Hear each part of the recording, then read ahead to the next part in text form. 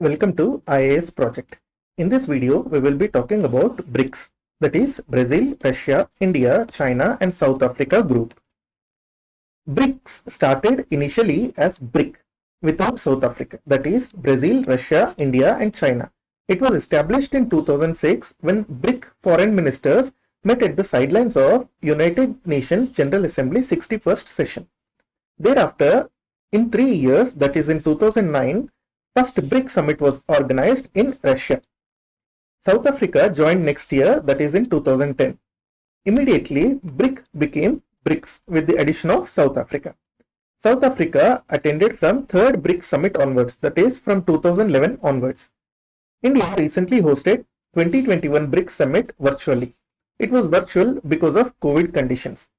BRICS is important because BRICS as a group accounts for 42% of world population, 16% of global trade, 24% of global GDP in purchasing power parity terms, and almost 50% of global economic growth. Let's look at BRICS countries on the map. Brazil is over here, Russia, China, India, and South Africa. Let's look at the focus of BRICS. The cooperation of BRICS is mainly based on 3 pillars, that is political and security pillar, economic and financial pillar, and the last one is cultural and people-to-people exchanges. BRICS actually works for the cooperation of South and South. South here has to be taken in the terms of Global South. Global South simply means that those countries which are actually in developing circumstances when considered in terms of socio-economic and political characteristics. For example, if this is a world map, let's assume this is North America and South America, and then this is Europe and Asia, and we have Africa over here, and Australia and remaining countries of Asia. So equator passes something like this. Global South does not mean the southern hemisphere which is at the south of the equator. This is actually called as geographical south. Global South means such group of countries which are developing in nature. For example, we can cut something like this from Mexico, and then Europe is mostly developed, so Europe is not included, India and China and all these countries. We can neglect some countries like, for example, Australia is a developed country, so Australia is not included in Global South. So remaining countries are included in Global South. So BRICS actually is a center for South-South cooperation. That is, developed countries or the Global South countries cooperate with each other for mutual development. BRICS structure is as follows. At the topmost level is BRICS Leaders Summit, and then Foreign Ministers meeting, then National Security Advisors meeting, and there are numerous ministerial meetings like Agriculture, Trade, Science and Technology Ministries and other ministries. Also, BRICS also has scope for people-to-people mechanisms. For example, BRICS Parliamentary Forum, BRICS Business Forum, Young Scientists Forum, Film Festival and others. One of the most important initiatives of BRICS is New Development Bank, or it is also called as BRICS Bank. New Development Bank was established in 2015 after 6th BRICS Summit, which was organized at Fortaleza in Brazil. This was organized in 2014. So next year, New Development Bank was established. New Development Bank is owned and managed by all 5 BRICS countries.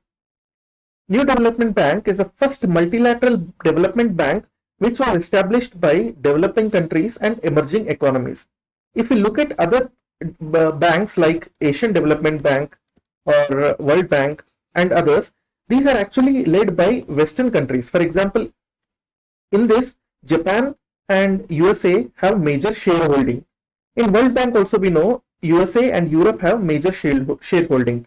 So New Development Bank is first such kind of bank where the developing countries and emerging economies take lead. For example, if you look at BRICS, all these are developing countries. New Development Bank is headquartered in Shanghai, which is in China. Also, it is developed on the lines of World Bank and Asian Development Bank. The main purpose is to mobilize resources for infrastructure development and sustainable development. It is important to note that New Development Bank works both in BRICS countries as well as other emerging economies and developing countries. So it is solely not working in BRICS countries but other developing countries also. So this again emphasizes the global South cooperation or South-South cooperation of BRICS. New Development Bank invests both in public as well as private projects. So various features like it gives direct loans or it buys shares and therefore increases its equity. It often provides technical assistance also.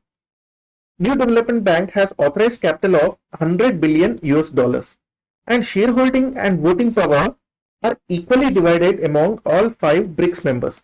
This is again one of the most important features. If we look at IMF or World Bank or Asian Development Bank, all these banks do not have equal shareholding among its members. In all these 3 entities, USA has a major share. However, in New Development Bank, it is not like that. All 5 countries have equal share, that is 20% voting power each and 20% shareholding each. New Development Bank recently has taken more members other than BRICS countries. For example, Bangladesh, UAE, Uruguay and Egypt are the newest members which joined New Development Bank. BRICS also has one more institutional mechanism which is BRICS Contingency Reserve Arrangement. It is also called as BRICS CRA. BRICS CRA was part of Fortaleza Declaration which was actually given at 6th BRICS Summit which was held in Fortaleza in Brazil. BRICS CRA is developed on the lines of IMF. However, it has less capital compared to IMF. The capital of BRICS CRA is around 100 billion US dollars. But if we look at IMF, through all its mechanisms, it goes beyond 1 trillion US dollars. So if we compare IMF and BRICS CRA side by side, BRICS CRA is very small. Therefore, its main nature is it complements the IMF mechanism within the BRICS countries. BRICS CRA provides short-term liquidity support to BRICS countries during potential or actual balance of payment crisis and economic crisis situations also. Balance of payment crisis simply means that a country does not have enough foreign exchange reserves so that it can service the loans and service the imports. For example, let's take the recent case of Sri Lanka. Sri Lanka has very low foreign exchange reserves at the moment, which means that essential imports like oil and petroleum or natural gas or even medicines for that matter are unable to be imported because they demand foreign reserves or foreign currencies like US dollars, etc., which Sri Lanka does not have. So in this case, balance of payment crisis has arisen in Sri Lanka. BRICS CRA within the BRICS countries, whenever such kind of crisis arises, it helps. The initial total committed resources by BRICS countries towards BRICS CRA is within the limit of 100 billion US dollars. And among this 100 billion US dollars, China has given the largest contribution and South Africa has given the smallest contribution. Remaining 3 countries, which are India, Brazil and Russia, have given equal contributions. So similarly, as China has given large contribution, China also has higher access to funds, higher voting rights compared to other members. As South Africa has given lower funds, South Africa has lower access to funds and lower voting rights also. India's, Brazil's and Russia's voting rights and access is equal because they have contributed equally. This is where BRICS CRA differs from New Development Bank. In New Development Bank, we have seen that contribution as well as access is equal to all. But BRICS CRA has a different nature. Here we can compare BRICS CRA with something like IMF. Let's look at the importance of BRICS from India's perspective. Let's look at the positives first. India's trade with BRICS countries is almost 1/3 of its total trade. Mix of countries is existing in BRICS.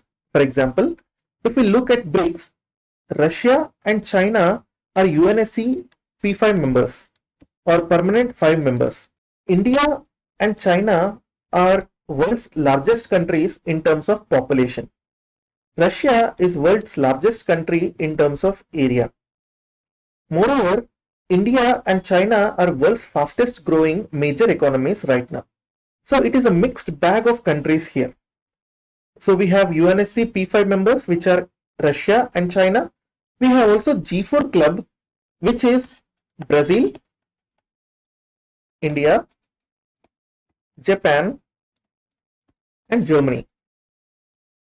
So among G4, we have Brazil and India, where these four countries are actually looking towards obtaining a permanent seat in United Nations Security Council.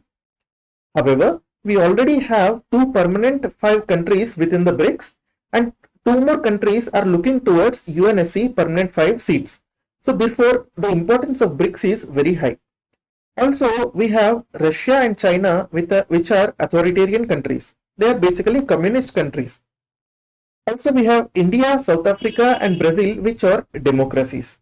So it is a mixed bag of countries, which is a pro. Common objectives of BRICS include reforms at IMF, World Bank, and World Trade Organization. IMF and World Bank are actually dominated by West, that is by America and European allies. So BRICS countries, which are all developing countries, have common interest in reforms at IMF and World Bank. Similarly, also at WTO, so that interests of developing countries and emerging markets are protected against developed countries.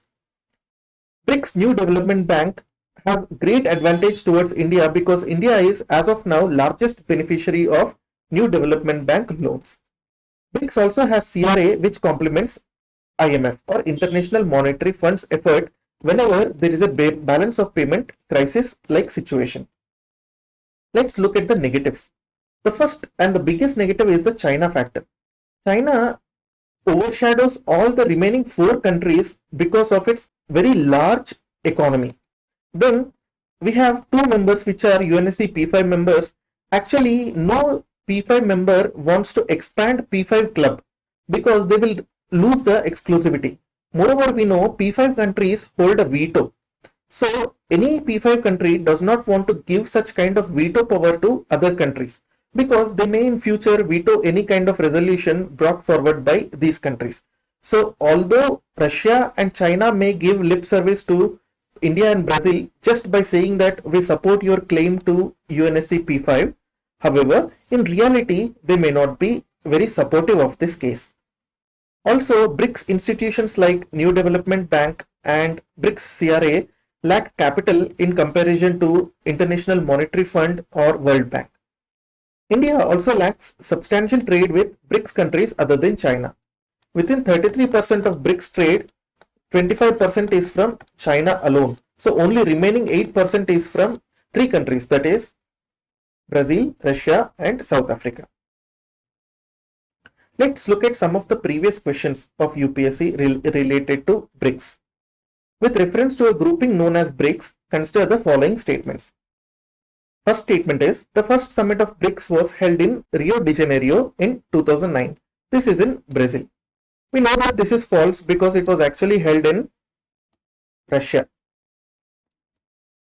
South Africa was lost to join the BRICS grouping. Yes, we know this. This is to be right because when South Africa joined BRIC, it became BRICS. So, which of the following are correct? It means only 2 is correct. Let's look at next question. This is of 2015 prelims. The Fortaleza Declaration is related to affairs of which? ASEAN? No, it is related to BRICS. Fortaleza Declaration, as we know, it was signed in 2014 at 6th BRICS Summit. Let's look at 2016 question. Consider the following statements. New Development Bank has been set up by APEC. This is wrong because it is set up by BRICS. The headquarters of New Development Bank is in Shanghai. This is right. So which of the given statements are correct? So 2 only is the right answer. That's it for this video. Please like and share this video and subscribe to IAS Project. Thank you.